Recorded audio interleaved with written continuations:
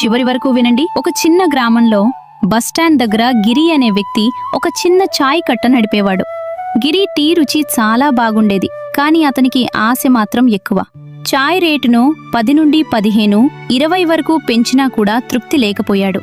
ఒకరోజు ఒక company manager వచ్చి టీ తాగి రేటు గురించి అడిగాడు. గిరి గర్వంగా మాట్లాడగా మేనేజర్ రేటు పెంచటం కాదు, క్వాలిటీ పెంచాలి అని చెప్పి వెళ్ళిపోయాడు. కాని గిరి ఆ మాటలు పట్టించుకోకుండా పాలు కూడా కల్తీ చేయడం మొదలుపెట్టాడు. రుచి తగ్గుతుండగా గ్రామస్తులు ఒక్కొక్కరుగా ఆగిపోవడం మొదలైంది. కొంతకాలంలో గిరి కట్ట వద్ద ఎవరూ కనిపించలేదు. అదే బస్టాండ్లో కొత్త చాయ్ కట్ట తెరుచుకుంది. అక్కడ పెద్ద లైన్. గిరి కోపంతో అడిగాడు, ఎవరు నిన్ను నమ్మారు? కొత్త కట్టవాడు నవ్వుతూ, నేను లోబీ కాదన్నా, రుచికమ్ముతున్నా అని అన్నాడు. ఆ మాట గిరి హృదయంలో గుద్దినట్టయింది. రాత్రి తన తప్పు గుర్తించిన గిరి మళ్లీ మంచి పాలు తెచ్చి నిజాయితీగా చాయ్ చేయడం మొదలుపెట్టాడు.